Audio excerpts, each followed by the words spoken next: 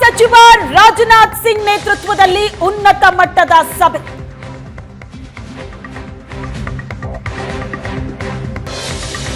ಮೂರು ಸೇನಾ ಪಡೆಗಳ ಮುಖ್ಯಸ್ಥರು, ಸಶಸ್ತ್ರ ಪಡೆಗಳ ಮುಖ್ಯಸ್ಥರ ಜೊತೆ ಸಭೆ ನಡೆದಿದೆ.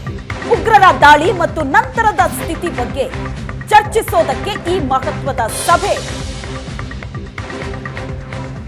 ಕರೆಯಲಾಗಿದೆ.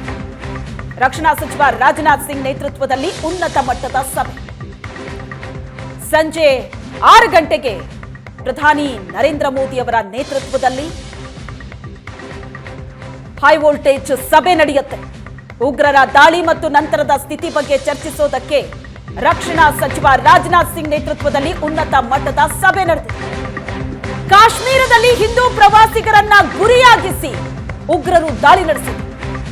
ಉಗ್ರರು ಮುಂದಿನ 7 ಜನ್ಮಕ್ಕೂ ಮರೆಯದಂತೆ ಪಾಠ ಕಲಿಸಿ ಪ್ರಧಾನಿ ಮೋದಿಗೆ ಬಾಲಿವುಡ್ ನಟ ಅನುಪಮ್ ಖೇರ್ ಮನವಿ ಮಾಡಿದ್ದಾರೆ.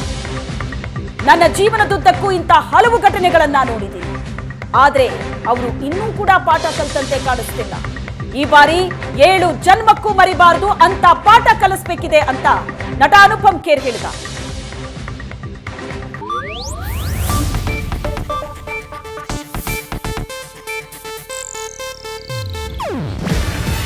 ಇದು ಏಷ್ಯಾನೆಟ್ ನ್ಯೂಸ್ ನೆಟ್ವರ್ಕ್ ಪ್ರಸ್ತುತಿ.